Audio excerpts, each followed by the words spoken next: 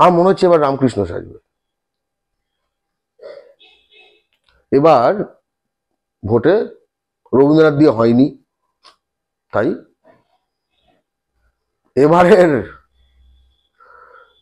তার চরিত্র হচ্ছে রামকৃষ্ণ। একদিন যখন তিনি গায়ে মাটি মাখিয়া লড়িবার জন্য প্রস্তুত হইতেছিলেন, ঠাকুর বলিলেন, দেখ, যদি আজ তুই হিন্দুস্তানিকে হারাতে পারিস তবে বুঝবো বাঙালির ছেলে বীর হয়েছে, আর আমি তোকে নিজের হাতে মেঠাই খাওয়াবো।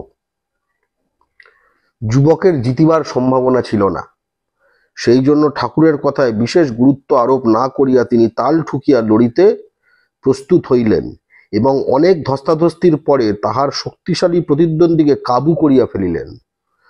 ঠাকুর হাততালি সহকারে তাকে অভিনন্দিত করিয়া কহিলেন, এই তো বাঙালির ছেলে বীর হয়েছে, কত বড় পালোয়ানকে হারিয়েছে, আয় তোকে মেঠাই খাওয়াবো।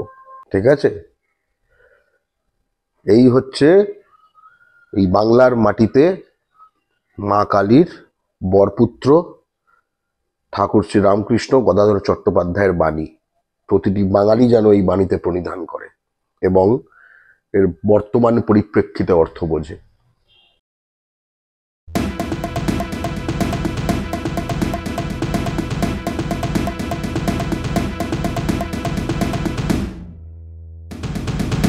নরেন্দ্র মোদী বাংলায় এসে জয় মা কালী বলছেন, এদিকে আমরা দেখতে পাচ্ছি যে আসামের যে বিজেপি সরকার সে বাঙালির 100 বছরের পুরনো যে মা কালীর মন্দির তা ভেঙে গুড়িয়ে দিচ্ছে, কি বলবেন?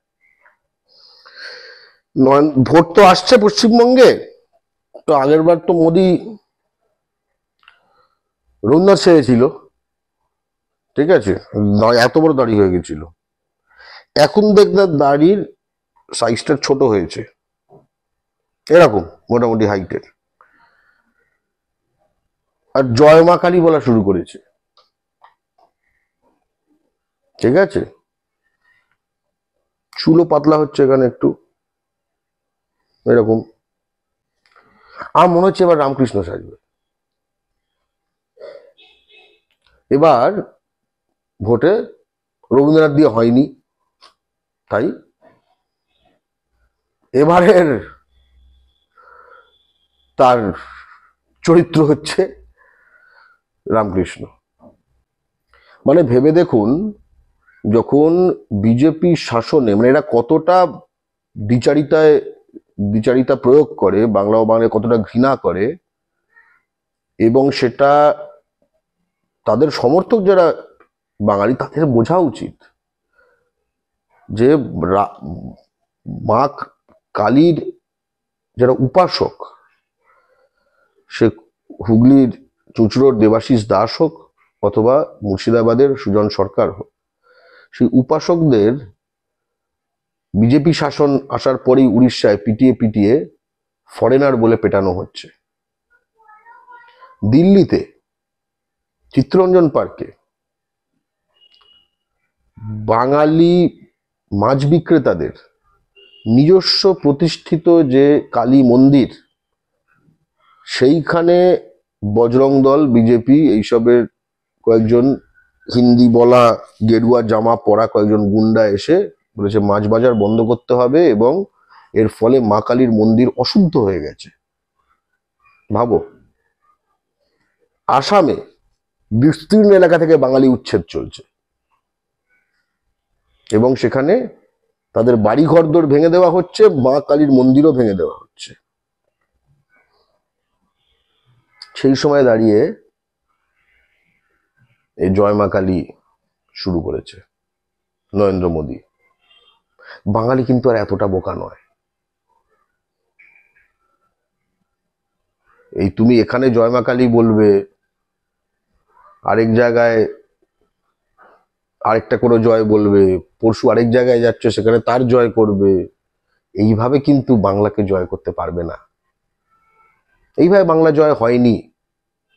মোগল এসেছে, ইংরেজ এসেছে, পাকিস্তানিরা এসেছে, হাওয়া হয়ে গেছে বাংলার মাটি থেকে। বাংলা ও বাঙালির বর্তমান এবং ভবিষ্যতের সকল শত্রু যেন এই ইতিহাস থেকে শিক্ষা নেয়। মা কালীর সন্তানরা এই মাটিকে রক্ষা করবে এবং বাংলার অধিষ্ঠাত্রী দেবী তিনি মা দুর্গা, মা কালী। এই মাটিকে আমরা ইউপি বিহার হতে দেব না, রাজস্থান গুজরাট হতে দেব না। এই মাটিকে কখনোই তারা হিন্দি বলয় গো বলয়ের অংশ করে নিতে পারবে না। আজকে তারা বাংলাকে একটি উপনিবেশ হিসেবে দেখে, যেখানে তাদের লোক ঢুকিয়ে তারা এটা জনবিন্যাস বদলে বাঙালিদের সম্পূর্ণ কি বলবো ক্ষমতাহীন করে দিতে চায়, বেনাগরিক করে দিয়ে, তাদের মন্দির ভেঙে দিয়ে। পাপের ঘোড়া পূর্ণ হচ্ছে, বাঙালি কিন্তু ঘুরে দাঁড়াচ্ছে। এখন আর এসব দিয়ে হবে না, এসব দিয়ে হবে না। রামকৃষ্ণ বিবেকানন্দ, ঠিক আছে, তারা আমাদের মাটির সন্তান। সুভাষচন্দ্র বসু থেকে বিবেকানন্দ সকলকে এই হিন্দি বলয়ে গিয়ে তারা লিখে গেছেন যে তারা বাঙালি হবার কারণে কিভাবে তাদের অপমানিত করা হয়েছে সেই সময়। এবং ঠাকুর শ্রী রামকৃষ্ণের একটি ঘটনা বলে আমি এটার উত্তরটি শেষ করব, এবং এর মধ্যেই বাঙালির অনেক কিছু নির্দেশ লুকিয়ে রয়েছে ঠাকুরের থেকে। একবার উত্তর কলকাতায় একটি কুস্তির আখড়ায় একজন বাঙালি কুস্তির মহড়া নিচ্ছে, ঠাকুর সেখানে উপস্থিত। তাকে বলল, যদি আজ তুই হিন্দুস্তানিকে হারাতে পারিস তাহলে বুঝবো বাঙালি ছেলে বীর হয়েছে। এবং এই সেই ঘটনা, তার যে ঘটনা থেকে যে জিনিসটি এসছে, ঠিক আছে, আমি এটা পড়ে শোনাচ্ছি। সেটা হচ্ছে বাংলা 1284 সালের ঘটনা। কালীবাটির দারোয়ানদের মধ্যে সেই সময় দুই একজন কুস্তিগীর ছিল। তাদের কুস্তির আখড়াটি ছিল চাঁদনির দক্ষিণ দিকে, পোস্তার উপরে। বুঝতে পেরেছো? এখন যেখানে প্রায় বাঙালি শূন্য করে দেওয়া হয়েছে, পোস্তা বাজার। ঠাকুর এক এক দিনে সেই আখড়ায় আসিতেন, উবু হইয়া বসিয়া, গায়ে কালো কোট, কোঁচার খুঁটটি কাঁধে ফেলে, পায়ে চটি জুতা, তাহাদের মল্লযুদ্ধ দেখিয়া আনন্দ করিতেন। শরৎচন্দ্র মিত্র নামে আরিয়াদহের এক তরুণ যুবক ব্যায়াম চর্চা করিতে ভালোবাসিতেন ও কালীবাটিতে আসিয়া কুস্তি লড়িতেন। কালীবাড়ি। একদিন যখন তিনি গায়ে মাটি মাখিয়া লড়িবার জন্য প্রস্তুত হইতেছিলেন, ঠাকুর বলিলেন, দেখ, যদি আজ তুই হিন্দুস্তানিকে হারাতে পারিস তবে বুঝবো বাঙালির ছেলে বীর হয়েছে, আর আমি তোকে নিজের হাতে মেঠাই খাওয়াবো।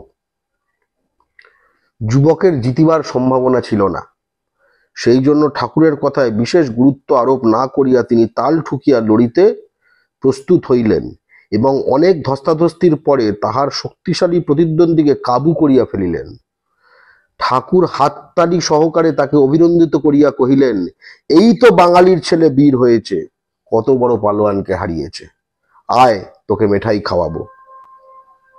যুবক তখন হাঁপাইতেছিলেন ও দম লওয়ার চেষ্টা করিতেছিলেন।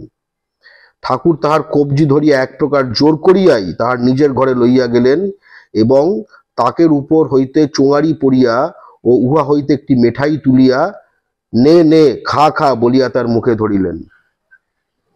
মুখে মেঠাই ও দুই হাতে চোঙারি লইয়া আখড়ায় ফিরিয়া যাইতে যাইতে যুবক শুনিতে পাইলেন ঠাকুর বলিতেছেন, আমি নিজের হাতে মেঠাই খাওয়াবো বলেছিলুম, সত্য রক্ষা হলো। এই হলো বাঙালির কালীবাড়ি, এই হলো বাঙালির ঠাকুর শ্রীরামকৃষ্ণ। ঠিক আছে,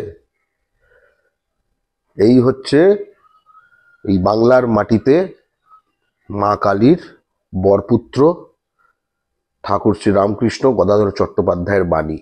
প্রতিটি বাঙালি যেন এই বাণীতে প্রণিধান করে এবং এর বর্তমান পরিপ্রেক্ষিতে অর্থ বোঝে। আপনারা দেখছেন আওয়াজ, রোজকারের হক কথা। ফর মোর আপডেটস অ্যাবাউট আওয়াজ, please subscribe our YouTube channel.